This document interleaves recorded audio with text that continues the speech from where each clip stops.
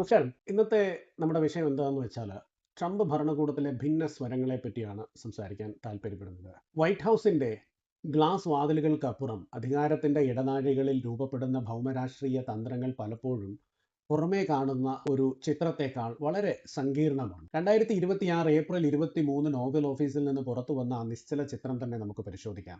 ചരിത്രപ്രധാനമായ ഒരു പ്രഖ്യാപനത്തിനായി president Donald Trump തന്റെ മേശക്കരികിൽ ഇരിക്കുമ്പോൾ അദ്ദേഹത്തിന് തൊട്ടു പിന്നിലായി വൈസ് പ്രസിഡന്റ് JD വാൻസും സ്റ്റേറ്റ് സെക്രട്ടറി മാർക്കോ റൂബിയോയും നിലയുറപ്പിച്ചിട്ടുണ്ട്.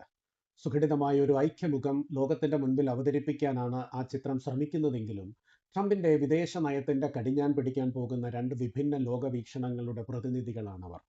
ഇത് കേവലം രണ്ട് വ്യക്തികൾ തമ്മിലുള്ള അഭിപ്രായ വ്യത്യാസമല്ല, മറിച്ച് അമേരിക്കൻ വിദേശ നയത്തിന്റെ ഭാവി നിശ്ചയിക്കുന്ന രണ്ട് ധ്രുവങ്ങളുടെ ഏറ്റുമുട്ടലാണ്. ഈ ഭിന്നതകൾ വെറുമൊരു ഭരണപരമായ തർക്കത്തിനപ്പുറം എങ്ങനെയാണ് ഒരു തന്ത്രപരമായ പോരാട്ടമായി മാറുന്നത് എന്നതാണ് ഇന്ന് നമ്മൾ വിശകലനം ചെയ്യാനായിട്ട് ശ്രമിക്കുന്നത്. ഈ രണ്ട് നേതാക്കളും അമേരിക്കൻ രാഷ്ട്രീയത്തിലെ തീർത്തും വ്യത്യസ്തമായ ദർശനങ്ങളെയാണ് പ്രതിനിധീകരിക്കുന്നത്.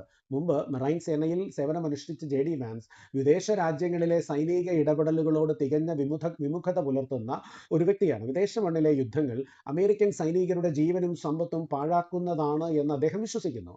മറുവശത്ത് മാർക്കോ റൂബിയോ ആണെങ്കിൽ കാലങ്ങളായി അറിയപ്പെടുന്നത് ഒരു കടുത്ത നിലപാടുകാരൻ അഥവാ ഒരു ഹോക്ക് എന്ന നിലയിലാണ്. ഇറാൻ, റഷ്യ, ക്യൂബ തുടങ്ങിയ രാജ്യങ്ങളോട് വിട്ടുവീഴ്ചയില്ലാത്ത സമീപനം സ്വീകരിക്കണമെന്ന് വാദിക്കുന്ന റൂബിയോ ശീതയുദ്ധകാലത്തെ ആക്രമണോത്സുകതയെ നയതന്ത്ര ശൈലിയായാണ് പിന്തുടരുന്നത്. കഴിഞ്ഞ മാസം ഇറാൻ യുദ്ധത്തെക്കുറിച്ചുള്ള വിവരങ്ങൾ ആരാഞ്ഞ ഒരു നിർണായക ക്യാബിനറ്റ് മീറ്റിംഗിൽ ഇവരുടെ വൈരുദ്ധ്യം വളരെ പ്രകടമായിരുന്നു. യുദ്ധത്തെ ആവേശപൂർവ്വം പിന്തുണച്ച റൂബിയോയ്ക്ക് വിപരീതമായി വാൻസ് സമാധാനപരമായ ഓപ്ഷനുകളെ കുറിച്ച് മാത്രം സംസാരിക്കുകയും യുദ്ധത്തെക്കുറിച്ചുള്ള ചോദ്യങ്ങളിൽ നിന്ന് ഒഴിഞ്ഞുമാറി സൈനികർക്ക് ഈസ്റ്റർ ആശംസകൾ നേർന്ന് വിഷയം മാറ്റാനുമാണ് JD വാൻസ് ശ്രമിച്ചത്. മൈക്കിൾ റൂബിൻ നിരീക്ഷിച്ചതുപോലെ അവരുടെ ഉള്ളിലെ അടിസ്ഥാനപരമായ അടിയൊഴുക്കുകൾ വരാനിരിക്കുന്ന വലിയ ഒരു മാറ്റങ്ങളുടെ സൂചനയാണ്. ഈ പ്രത്യയശാസ്ത്രപരമായ വ്യത്യാസങ്ങൾ ലെബനൻ പ്രതിസന്ധിയിൽ ഒരു ലിമിറ്റഡ് ടെസ്റ്റ് പോലെ നമുക്ക് പ്രകടമായി. ബെയ്റൂട്ടിലെ സിവിലിയൻ അടിസ്ഥാന സൗകര്യങ്ങൾക്ക് നേരെയുള്ള ഇസ്രായേൽ ബോംബാക്രമണങ്ങൾ അമേരിക്കയുടെ നേതൃത്വത്തിലുള്ള സമാധാന ശ്രമങ്ങളെ തകർക്കുകയാണെന്ന് വാൻസ് ആഞ്ഞടിച്ചു. നയതന്ത്രം ലക്ഷ്യം കാണണമെങ്കിൽ സൈനിക നടപടികളിൽ മിതത്വം വേണമെന്ന് അദ്ദേഹത്തിന്റെ പക്ഷം. എന്നാൽ റൂബിയോ ഈ നീക്കങ്ങളെ ഇസ്രായേലിന്റെ ന്യായമായ സ്വയം പ്രതിരോധത്തിനായി ചിത്രീകരിച്ചു, അവരുടെ ഒരു സെൽഫ് ഡിഫൻസിനായി ചിത്രീകരിച്ചു. ഈ അടുത്ത് ഇസ്രായേൽ ചെക്ക് പോസ്റ്റിന് നേരെ നടന്ന ആക്രമണത്തെ മുൻനിർത്തി അദ്ദേഹം ഇസ്രായേലിന്റെ ആക്രമണോത്സുകതയെ ന്യായീകരിക്കുകയും ചെയ്തു. ഒരു ഭരണകൂടത്തിലെ രണ്ട് ഉന്നതർ ലെബനൻ വിഷയത്തിൽ ഇത്രയും വിരുദ്ധമായ നിലപാടുകൾ സ്വീകരിക്കുന്നത് വൈറ്റ് ഹൗസിനുള്ളിലെ ആഭ്യന്തര വിള്ളലുകൾ എത്രത്തോളം ആഴത്തിലുള്ളതാണെന്ന് തുറന്നു കാട്ടുന്നു.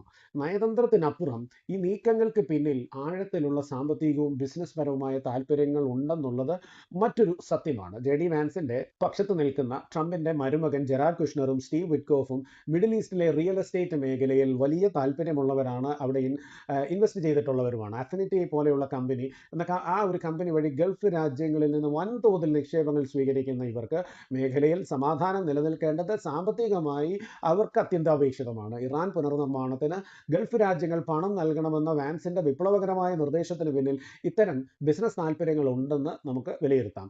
ഇതിനായി പാകിസ്ഥാനെ വളരെ തന്ത്രപരമായി ചർച്ചാമേശയിലേക്ക് കൊണ്ടുവരുവാനും ഖത്തർ ഒരു ഇറാനിയൻ രഹസ്യാന്വേഷണ ഉദ്യോഗസ്ഥനെ ലൈസൺ ഓഫീസറായി നിയമിക്കുവാനും വാൻസ് മുൻകൈയെടുത്തു. എന്നാൽ എന്തു വില കൊടുത്തും ഒരു കരാർ വേണ്ട എന്ന നിലപാടിൽ ഉറച്ചു നിൽക്കുന്ന റൂബിയോ ഇത്തരം സാമ്പത്തിക താല്പര്യങ്ങളെക്കാൾ ഉപരിയായി ഇറാനെ ഒരു സൈനിക ഭീഷണിയായി മാത്രം കാണാനാണ് ആഗ്രഹിക്കുന്നത്. ഈ നിഴൽ യുദ്ധങ്ങൾ കേവലം ഇന്നത്തെ പ്രശ്നമല്ല, മറിച്ച് 2028 പ്രസിഡന്റ് തെരഞ്ഞെടുപ്പിലേക്കുള്ള ഒരു തയ്യാറെടുപ്പാണ്. ട്രംപിന്റെ യഥാർത്ഥ പിൻഗാമിയാകാനുള്ള പോരാട്ടത്തിൽ വിദേശ നയം ഒരു പ്രധാന ആയുധമായി മാറിയിട്ടുണ്ട്. വാൻസ് മാഗ വോട്ടർമാരുടെ ഒരു പ്രിയങ്കരനായി മാറാൻ ശ്രമിക്കുമ്പോൾ റൂബിയോ പരമ്പരാഗത നിയോ കൺസർവേറ്റീവ് വിഭാഗത്തിന്റെ പിന്തുണയാണ് തേടുന്നത്. ന്യൂ ഹാംഷെയറും CPACും ആ വേദികളിലൊക്കെ ഇരുവരും നടത്തുന്ന കരുനീക്കങ്ങൾ ഇതിൻ്റെ ഒരു തെളിവായിട്ട് നമുക്ക് കാണാനായിട്ട് സാധിക്കും. ട്രംപ് തന്നെ തമാശ രൂപേണ ഒരിക്കൽ വാൻസിനോട് പറഞ്ഞൊരു കാര്യമുണ്ട്: ഈ ദൗത്യം വിജയിച്ചാൽ അത് വലിയ നേട്ടമാണ്, എന്നാൽ പരാജയപ്പെട്ടാൽ ആ പരാജയം നിന്റെ മാത്രമായിരിക്കും. വാൻസ് ഈ ഒരു കാര്യം വളരെ ഇതായിട്ട് എടുത്തിട്ടുണ്ട്. അതുകൊണ്ട് തന്നെ റിപ്പബ്ലിക്കൻ വോട്ടർമാർ പാർട്ടിക്കുള്ളിലെ വോട്ടർമാരുടെ ഈ വിഷയത്തിൽ രണ്ട് തട്ടിലാണ് എന്നുള്ളതും വളരെ ശ്രദ്ധേയമാണ്. വാൻസും റൂബിയോയും വ്യത്യസ്ത ശൈലികൾ സ്വീകരിക്കുമ്പോഴും അവർ ഇരുവരും ട്രംപിന്റെ നിഴലിലാണ് പ്രവർത്തിക്കുന്നത് എന്നതാണ് യാഥാർത്ഥ്യം. അത് അല്ലാതെ മറ്റ് മാർഗങ്ങളില്ല താനും.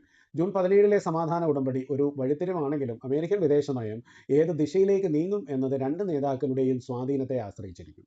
ഭാവിയിൽ സമാധാനമാണോ അതോ മറ്റൊരു യുദ്ധമാണോ ലോകത്തെ കാത്തിരിക്കുന്നത് എന്ന ചോദ്യം ഇപ്പോഴും അവശേഷിക്കുന്നു. എന്നിരുന്നാലും വാൻസിനും റൂബിയോയ്ക്കും ഒരുപോലെ യോജിക്കാവുന്ന ഒരു പൊതുവായ നിലപാടുണ്ട്. വാക്കുകൾ കൊണ്ടല്ല, മറിച്ച് കർമ്മങ്ങളെ കൊണ്ടാണ് ടെഹ്റാനെ വിലയിരുത്തേണ്ടത്. വൈറ്റ് ഹൗസിനുള്ളിലെ ഈ അധികാര വടംവലിക്കിടയിൽ അമേരിക്കയുടെ ആത്യന്തിക താൽപ്പര്യങ്ങൾ എങ്ങനെ സംരക്ഷിക്കപ്പെടും? മറ്റൊരു വാർത്തയുമായി വീണ്ടും കാണാം. Thank you and good bye.